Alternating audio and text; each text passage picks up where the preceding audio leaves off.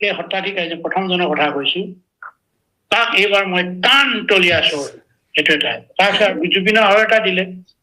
জুবিনৰ এটা অভিশাপ দিছে অচিন বেমাৰ অচিন বেমাৰ এইজন ব্যক্তি কেনে জুবিন গাৰ্গৰ বিষয়ে কি ক'ব বিচাৰে তেওঁ যি কয় সেইটোৱে সকলোৱে ভাবে হে আৰু জুবিনৰ কিছুমান মানে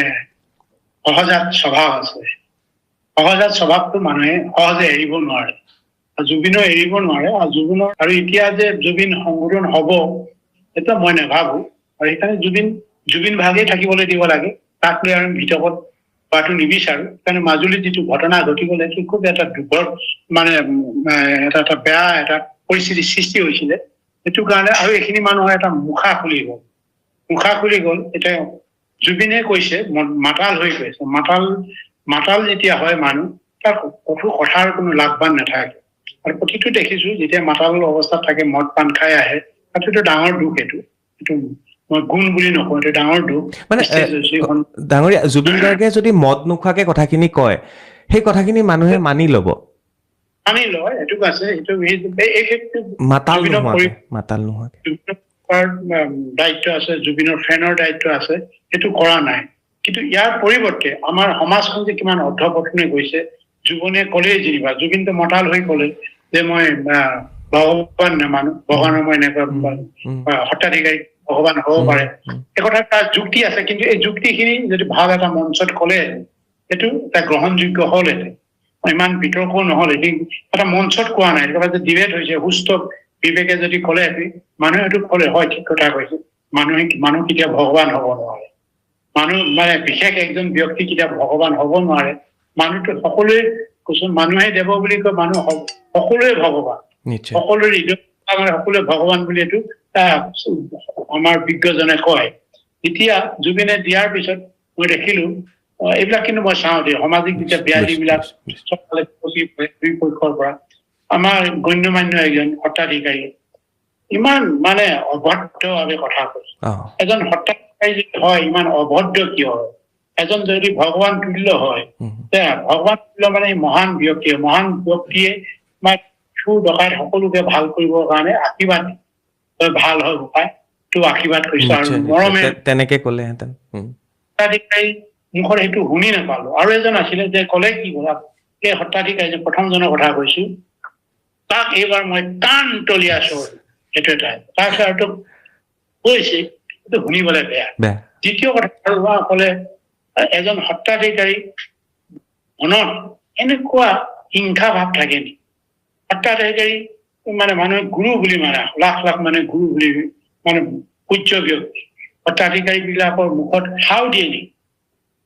যিমান চুৰ ডকাইত ডকাইত যি হয় চুৰ কেলে হয় ডকাইত কেলে পৰিস্থিতিগত ভাৱে হয় এইটো ধনীটো নহয় না দুখীয়া হয় দুখীয়াৰ কাৰণে চুৰ হৈছে ধনী চুৰ নাই ধনী চুৰ বিলাককতো নকয় খালি পাব তেনে সিহঁতৰ পৰা ডনেশ্যন লয় সত্ৰাধিকাৰী বিলাক নলয় যাব কিন্তু এই ধৰণৰ যে বক্তব্য তাৰপিছত জুবিনৰ আৰু এটা দিলে জুবিনৰ এটা অভিশাপ দিছে অচিন বেমাৰ এইজন ব্যক্তি কেনেকৈ ভগৱানৰ তুল্য হয় কেনেকৈ সত্ৰাধিকাৰী তুল্য হয় আমি আচৰিত পাইছো আমি জাতি হিচাপে যি জাতিয়ে আমাৰ ব্যক্তিসকলে মানে সত্ৰাধিকাৰী বুলি পূজন কৰে তেখেতক সেইজন ব্যক্তিৰ মুখত যদি এই কথাবিলাক ওলায় আমি জাতিটোক ধৰ্মৰ কোনফালে লৈ তাৰপিছত সত্ৰাধিকাৰী একদম উৎসৱ বা তাচ্ছল্য কৰি সিংহৰ বাসৰ কৰি গৰ্জন কৰিছে তেতিয়াহ'লে আমাৰ সত্ৰাধিকাৰী বিলাকে এই মোৱামাৰীয়াৰ মই আজি মনত পৰিছে মোৱামাৰীয়া সত্ৰ মানে যিটো নেকি আহোমৰ দুখ মানে আহোম ৰাজত্ব কালৰ যিটো শাসন ব্যৱস্থা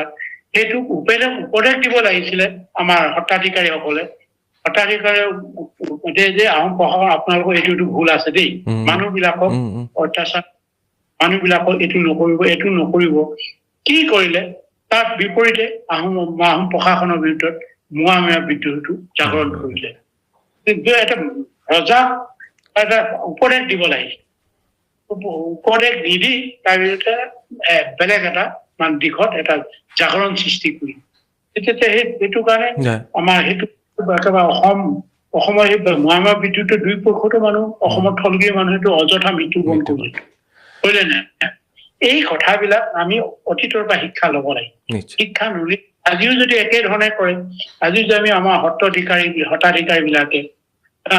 এইটো কামটো কৰে বা জুবিনো কৰি থাকে আমাৰ সমাজখন কিন্তু জুবিনো আধা বেয়া নিচিনা হৈছে জুবিনো আধা বেয়া কৰা ইয়াত যদি জুবিনৰ মন মানসিকতা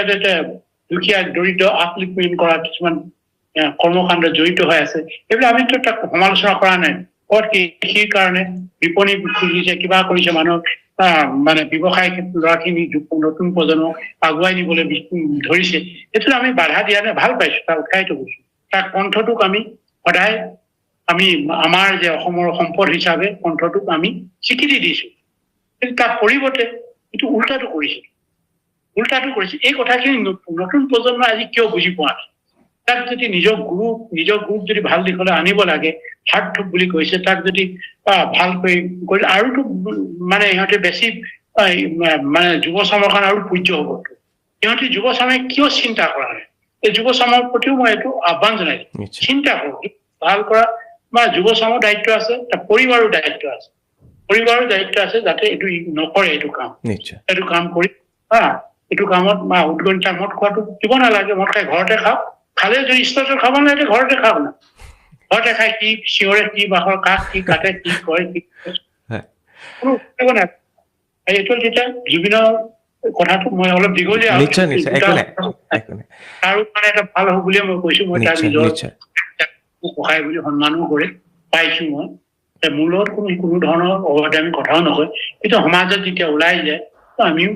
তেওঁ ভাল তেওঁ যদি ভাল মানে মই কৈছো বহুত মানুহে ভাল পায় ন বহুত ল'ৰা ছোৱালী তেওঁৰ প্ৰতি তেওঁ এটা কথাত উঠি আহে নামি আহে ওলাই আহে যিকি নহওক ধন্যবাদ ডাঙৰীয়া আজিলৈ বিদায় লওঁ যথেষ্ট মোৰ মোবাইলত বেটাৰী খতম হ'বলৈ হৈছে আমি আকৌ কথা পাতিম ধন্যবাদ থেংক ইউ